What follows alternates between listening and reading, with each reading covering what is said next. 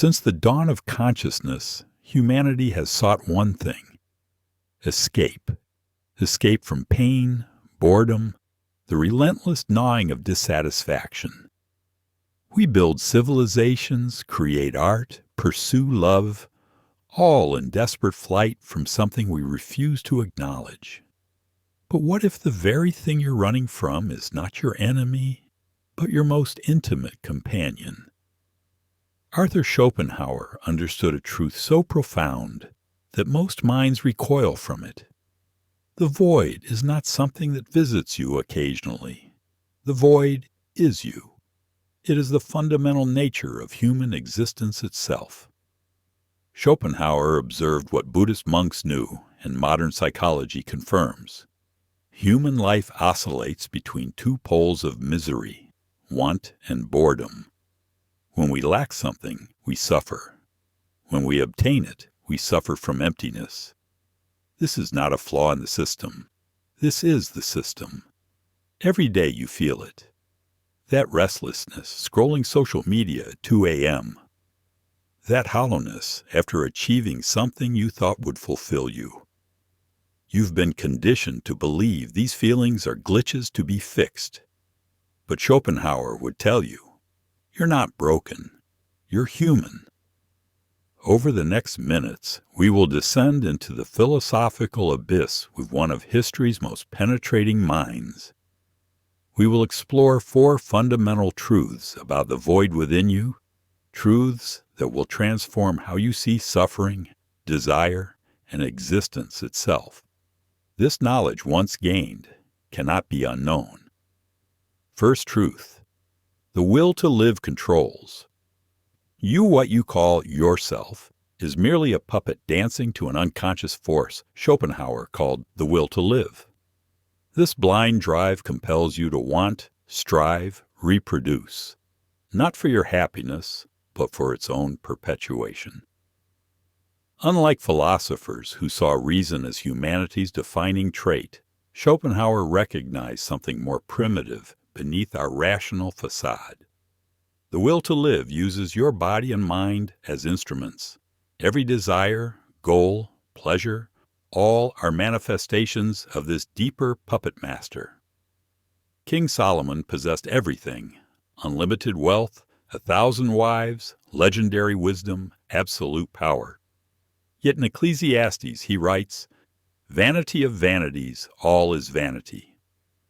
Solomon discovered what the will to live promises but never delivers: lasting satisfaction. Each fulfilled desire only revealed new desires.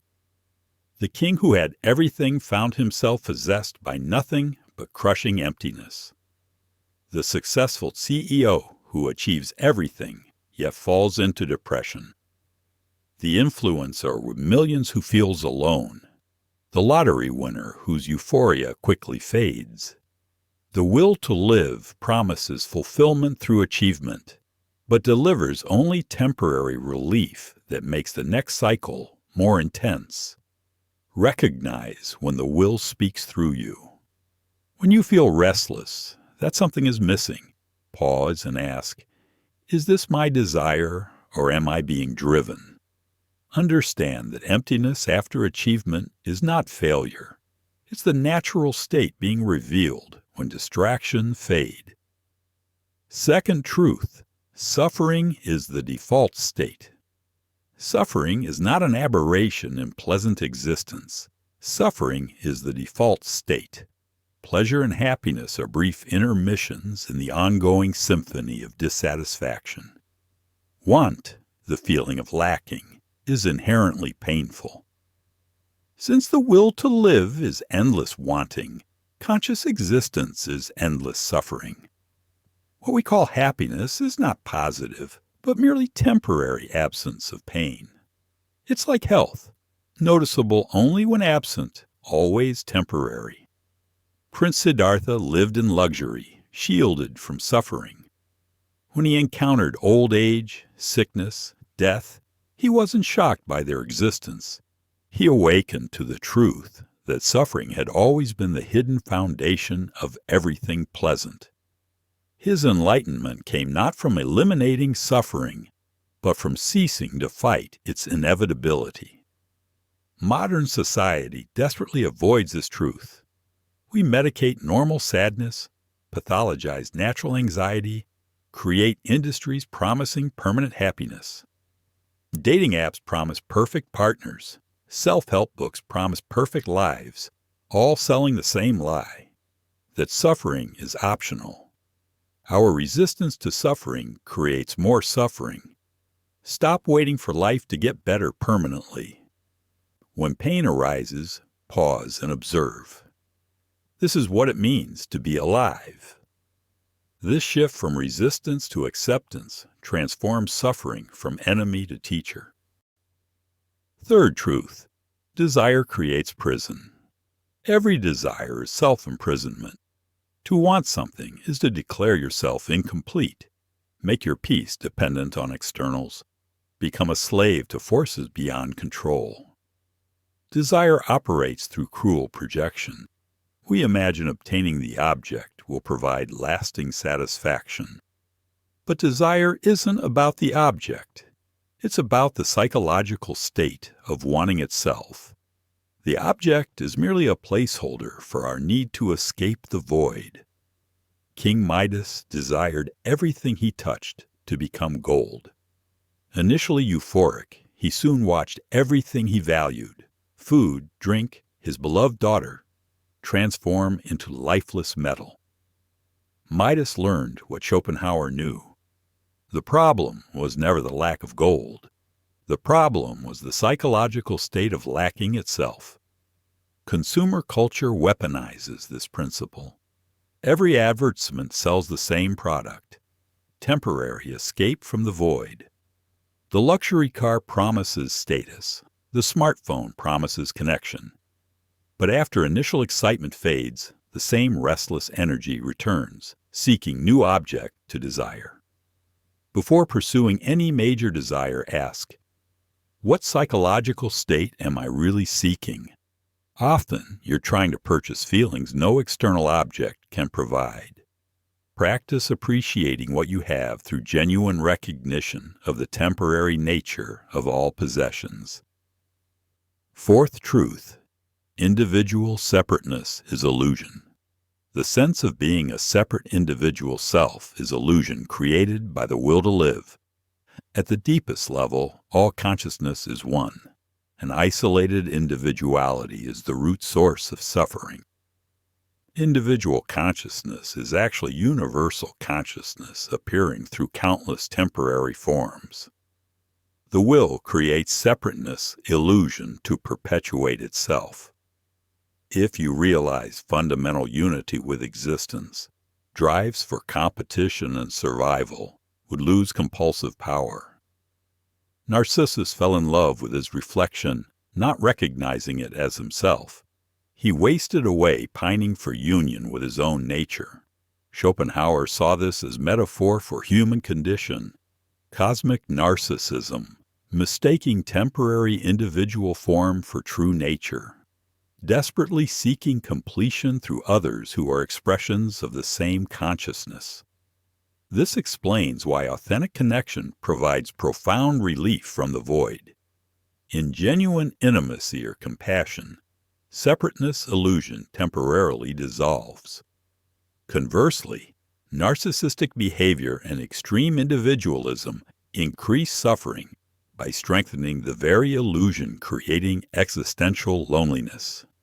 Cultivate boundary-dissolving experiences, deep conversations, artistic creation, nature immersion, genuine service. When feeling lonely, remember, this pain proves your true nature is connection itself. We've established 4 pillars: tyranny of unconscious will, inevitability of suffering, prison of desire, illusion of separateness. Together, these paint a picture most find unbearable. But Schopenhauer didn't stop at diagnosis. He provided a path forward. What comes next are surgical instruments designed to cut through how you understand yourself and existence. These advanced teachings transform philosophical understanding into lived wisdom. If you're ready to see beyond the veil of ordinary consciousness, stay with me. Fifth truth, aesthetic escape from will. In pure aesthetic contemplation, completely absorbed in beauty, we temporarily escape individual will's prison. Art, music, natural beauty provide genuine, if temporary, liberation from the void. Beethoven composed his greatest symphonies while losing his hearing. As connection to ordinary sound diminished, capacity for pure musical creation intensified. His late works transcend personal expression, becoming direct transmissions of universal beauty. Between compositions, he returned to ordinary suffering, but those glimpses of transcendence sustained him. Practice true contemplation weekly with one art form. Set aside devices, tasks, time thoughts. Let yourself be completely absorbed until observer-observed boundary dissolves. Resist urges to photograph beautiful moments. Some experiences are meant to be lived, not captured. Sixth truth, compassion through shared suffering. Genuine compassion arises from direct perception that others' suffering is identical to yours. When you truly see that pain in another is the same pain you experience, compassion becomes as natural as protecting your hand from fire. Young Schopenhauer was notoriously difficult, arrogant, misanthropic. Yet as he deepened philosophical investigations and observed his own suffering, witnesses described transformation. He cared for stray animals, left money for servants, showed genuine kindness, not for moral effort, but philosophical insight. When encountering others' difficult emotions, ask, how does this person's pain resemble my own? Practice anonymous kindness, helping in ways providing no recognition, purifying compassion of ego gratification. Seventh truth, ascetic liberation. For those capable of the most radical step, asceticism, deliberate turning away from all will to live, all desire, all attachment to individual existence. Not depression or suicide, but conscious transcendence of the suffering creation system. The Buddha's middle way was not compromise, but transcendence of the entire framework, making extreme asceticism and royal pleasure seem opposite. Under the Bodhi tree, he achieved complete freedom from desire's compulsive nature, not fulfillment or suppression of desires, but dissolution of the one who desires. Experiment with small renunciations to understand choice versus compulsion. Give up one automatic pleasure long enough to observe want and resistance mechanisms. Ensure radical practices arise from genuine insight rather than spiritual ambition. Eighth, truth, the paradox of acceptance.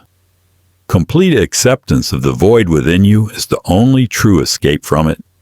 Not acceptance as strategy to feel better, but recognition that there was never actually a problem to solve or void to fill. Schopenhauer lived richly, despite teaching existence is suffering, traveled, dined well, attended theater, maintained friendships, kept a beloved poodle. He achieved what he theorized, full participation in human experience without enslavement to outcomes. He suffered when life brought suffering, but didn't suffer about suffering. Practice.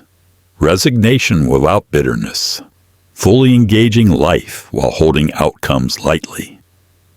When the void appears, sit with it as an old friend. The void is not your enemy. It's the space in which all experience appears. We've traced Schopenhauer's complete map. Will to live creates suffering through desire, trapping us in separateness illusion. Yet this suffering can awaken compassion, aesthetic sensitivity, and recognition that acceptance itself is freedom. The void you cannot escape is revealed as consciousness itself, not a problem to solve, but the fundamental condition for all experience.